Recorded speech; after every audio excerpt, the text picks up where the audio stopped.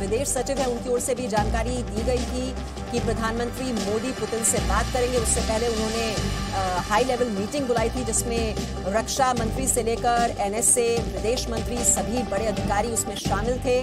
और अब पुतिन से बात की है प्रधानमंत्री मोदी ने। तो प्रधानमंत्री मोदी ने पुतिन से बात की है।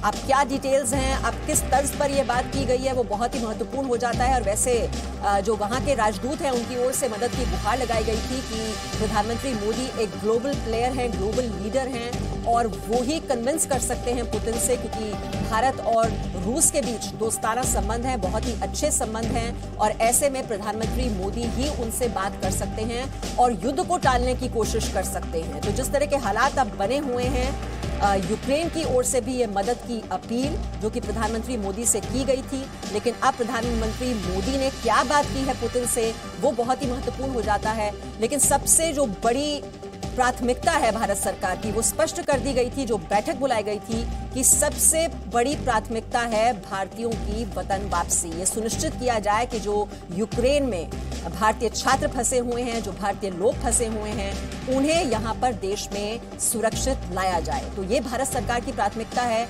इसमें कोई दो राय नहीं। और ये स्पष्ट तौर पर ये बात इस बैठक में प्रधानमंत्री मोदी की ओर से कन्वे कर दी गई थी। और इस बैठक के बाद अब उन्होंने पुतिन से बातचीत की है। पीएम मोदी ने बातचीत से हल निकालने को कहा है। तो डिप्लोमेसी के जरिए ही इस समस्या का समाधान निकाला जाए, ये बात हमेशा से भारत की ओर से कही जाती रही है। तो प्रधानमंत्री मोदी ने पुतिन से बात की है, पुतिन ने पीएम मोदी को हालात की जानकारी दी है।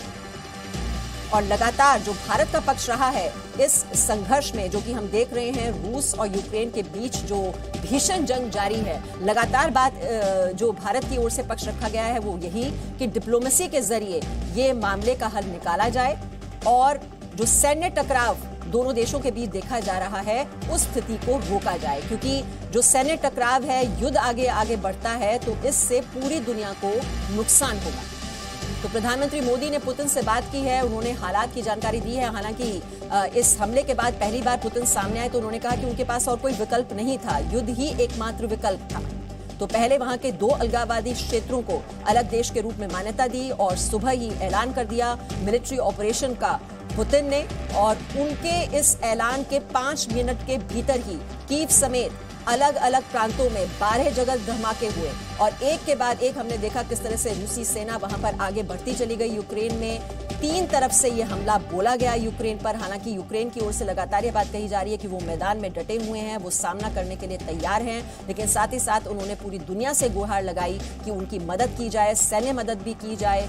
और ये मदद की जहां तक की बात है तो मैसिव सैंक्शंस की बात लगातार कही जा रही है। नेटो की ओर से भी और अमेरिका की ओर से भी ये स्ट्रांग मैसेज दिया जा रहा है। यूरोपियन यूनियन के जो देश हैं वो भी एकजुट हो गए हैं इस बात को लेकर कि मैसिव सैंक्शंस लगाए जाएंगे और इकोनॉमी को हिट करने की कोशिश की जाएगी रूस की। लेकिन वहीं नेटो की ओर से हालांकि तैनाती की भी बात कही जा रही है कि 100 फाइटर जेट्स की तैनाती कर दी गई है। भूमध्य सागर में 120 जंगी जहाज तैनात कर दिए गए हैं। लेकिन इस बीच पीएम मोदी का ये वार्तालाप करना पुतिन के साथ, उनके साथ ये बातचीत करना, सुरक्षा को लेकर भी चर्चा की गई है, ये भी जानकारी मिल रही है। तो प्रधानमंत्री मोदी ने पुतिन से बात की है और जो सबसे बड़ी प्राथमिकता है, जो सबसे बड़ी प्रायोरिटी इस वक्त अगर भारत सरकार के लिए है तो वो है यूक्रेन में फंसे हुए लोगों को सुरक्षित यहां पर वतन में लाना। 20,000 लगभग लोग बताए जाते हैं जिनमें भारतीय छात्रों की संख्या बहुत ज्यादा है जो कि यूक्रेन में हैं। और जो विदेश सचिव हैं उनकी ओर से भी ये जानकारी दी गई कि कुल मिलाकर 20,000 लोगों की ये जानकारी जुटाई गई जो कि लिस्ट में हैं वहां पर। और 4,000 लोग हाल फिलहाल में यूक्रेन से इधर भारत लौट चुके हैं। अब प्राथमिकता ये है कि और देशों का सहारा लेंगे क्योंकि एयर स्पेस जो है वो बंद हो चुकी है। ऐसे में पोलैंड के रास्ते उन्हें यहां पर भारत लाने की कोशिशें की जाएंगी। ये ऑल्टरनेट रूट्स पर तैयार किया जा रहा है। कंटिजेंसी प्लान जो है वो बनना शुरू हो गया था। इसको लेकर ये जो हाई लेवल मीटिंग बुलाई गई थी जिसकी तस्वीरें आप इस वक्त देख रहे हैं, मीटिंग लगभग ये 2 घंटे चली थी और उसके बाद ये जानकारी विदेश सचिव की ओर से दी गई कि हमारी प्राथमिकता है भारतीयों को सुरक्षित यहां पर वतन में वापस लाना। और जानकारी हम ले लेते हैं, हमारे सहयोगी रविंद्र इस वक्त हमारे साथ हैं। रविंद्र, पुतिन से बातचीत की है पीएम मोदी ने, क्या बातचीत हुई है, क्या डिटेल्स इसको लेकर? बिल्कुल मीमांसा साहब, पहले कैबिनेट कमेटी और सिक्योरिटी की बैठक चली, लगभग 2.25 घंटे तक बैठक चली और उसमें खास बात है कि उसमें जो सीसीएस के मेंबर नहीं है, चाहे वो हरदीप सिंह पुरी हो पेट्रोलियम मंत्री या फिर पीयूष गोयल जो कॉमर्स मिनिस्टर है, इन दोनों को स्पेशली तौर पर उसमें बुलाया गया था। बाकी अन्य अधिकारी भी कंसर्न जो अधिकारी थे उस बैठक में थे। उसके बाद प्रधानमंत्री ने राष्ट्रपति पुतिन से बातचीत की और उसमें साफ तौर पर कहा कि डिप्लोमेटिक तरीके से इस समस्या का कहीं ना कहीं हल होना चाहिए, युद्ध कोई समस्या का समाधान नहीं है। एक और खास बात है, जो हजारों की संख्या में भारतीय जो यूक्रेन में फंसे हुए इस युद्ध के कारण से, उनको निकालने के लिए हर संभव सहायता पुतिन से प्रधानमंत्री नरेंद्र मोदी ने भी एक तरह से अपील की, उनको सेफ्टी तरीके से कैसे निकाला जाए, इस पर आपकी सरकार क्या हेल्प कर सकती है, उसका भी उन्होंने अपील की है। और पुतिन ने कहा है कि इसको कंसर्न जो अथॉरिटी है उनके रशिया के, वो आपके डिप्लोमेट से संपर्क करेंगे और हमारी पूरी कोशिश होगी कि भारतीयों को वहां से सुरक्षित बाहर निकालने में रशिया मदद करे। तो इसके अलावा प्रधानमंत्री ने यह भी कहा है कि डिप्लोमेटिक तरीके से ही इस समस्या का समाधान होना चाहिए और युद्ध चाहे जो भी आक्रमण हो रहा है इसको तुरंत रोक देना चाहिए। तो प्रधानमंत्री ने अपनी तरफ से एक भूमिका निभाई है, न सिर्फ भारतीयों को वहां से बाहर निकालने के लिए, बल्कि जो यूक्रेन के जो हालात बने हैं, युद्ध के जो बन गए हैं, और समस्या ये लग रहा है कि हो सकता है कि नाटो भी इसमें शामिल हो जाए, उससे कहीं ना कहीं दूर करने की कोशिश की है प्रधानमंत्री ने और इस समस्या का समाधान बातचीत तरीके से। जी रविंद्र, बिल्कुल प्राथमिकता यही है कि जो भारतीय वहां पर फंसे हुए हैं उन्हें जल्द से जल्द यहां पर देश में लाया जाए। और इस बीच हमें बड़ी खबर मिल रही है, दक्षिण यूक्रेन में बड़ा नुकसान हुआ है।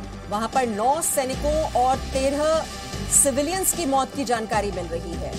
तो दक्षिण यूक्रेन में 13 नागरिकों की मौत और 9 सैनिकों के भी मारे जाने की जानकारी मिल रही है।